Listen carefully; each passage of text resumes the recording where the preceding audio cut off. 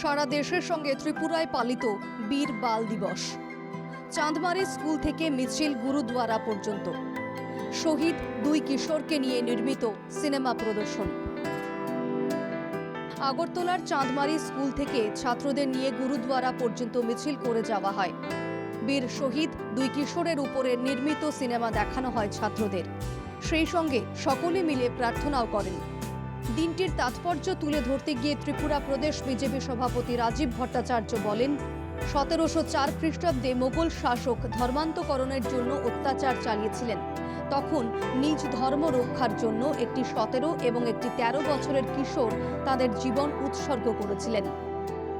13 বছরের 15 বছরের বাচ্চাকে নৃশংসভাবে শুধু একটাই যে ধর্মান্তকরণ, ধর্মের পরিবর্তন, শিখ ধর্মের পরিবর্তন করে তারা অন্য ধর্মের পরিবর্তন করে, সেটাকে সামনে রেখে তারা এই ধর্মকে, নিজের ধর্মকে ঠিক রাখার জন্য যেভাবে তারা লড়াই করেছিল এবং আজকের দিনে সেই যেভাবে অজিত সিং আর জর্জর সিং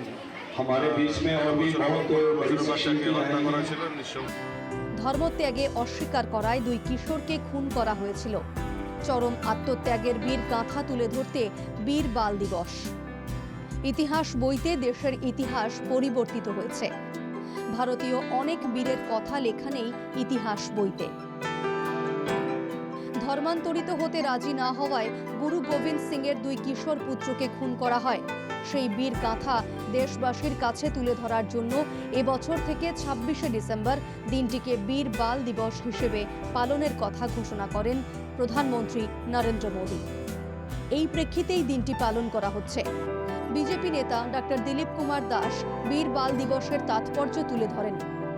তিনি বলেন, দীর্ঘ মুঘল এবং ব্রিটিশ শাসনের পর দেশের ইতিহাস অনেকটাই পরিবর্তন করা হয়েছে।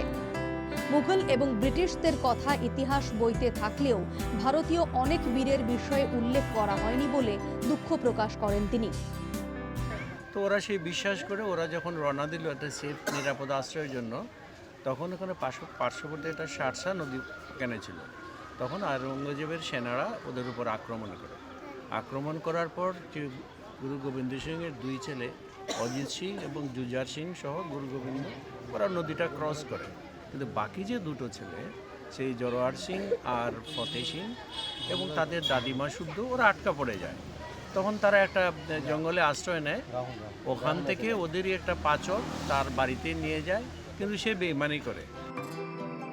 2022 সালের 9 জানুয়ারি প্রধানমন্ত্রী নরেন্দ্র মোদীর ঘোষণা অনুযায়ী 26শে ডিসেম্বর যেদিন ধর্ম রক্ষার জন্য দুই বীর কিশোরকে শহীদ হতে হয়েছিল, সেই দিনটিকে বীর বাল দিবস হিসেবে পালন করা হয়। আগরতলা থেকে সুদীপ নাথের রিপোর্ট, NKTV বাংলা।